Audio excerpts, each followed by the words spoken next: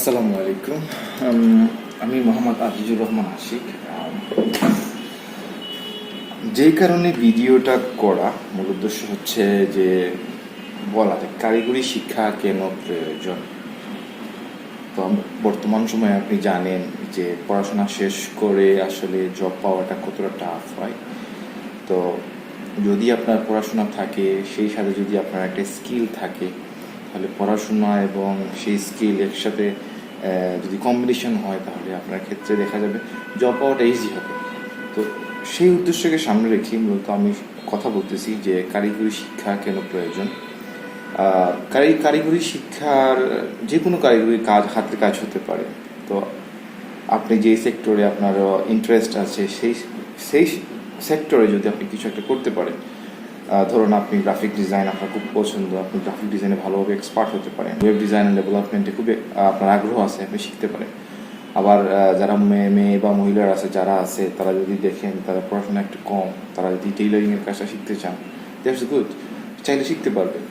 তো এই কাজগুলো শেখার মূল উদ্দেশ্য হচ্ছে যাতে আপনি আপনার জব মার্কেটে আপনার যাতে ডিমান্ড থাকে, ঠিক আছে? কারণ জব মার্কেটে প্রচুর চাহিদা আছে এই জবগুলোর, বাট হচ্ছে পর্যাপ্ত পরিমাণ কোয়ালিফাইড ক্যান্ডিডেট নাই। সেই কারণে আপনি শিখবেন, এক নম্বর। দুই নম্বর হচ্ছে যদি আপনি হাতের কাজ শিখেন, তাহলে পড়াশোনার পাশাপাশি যদি আপনার হাতের কাজ জানা থাকে, তাহলে ইনকাম সোর্স কিন্তু আপনার বেড়ে যাবে। ইনকাম, কারণ হাতের কাজের ডিমান্ড কিন্তু অনেক, রাইট? তো এটা মাথায় রাখবেন যে হাতের কাজ শিখলে কখনো আপনি ঠকবেন না। যে কোনো সময় আপনার হাতের কাজ দিয়ে কিন্তু আপনি ইনকাম করা শুরু করতে পারবেন। আর হাতের কাজের চাহিদা কিন্তু সবসময় থাকে, বেশি থাকে, এর মজুরিও কিন্তু অনেক সময় বেশি থাকে। এটা আসলে কাউন্টেবল হয় না অনেক ক্ষেত্রে।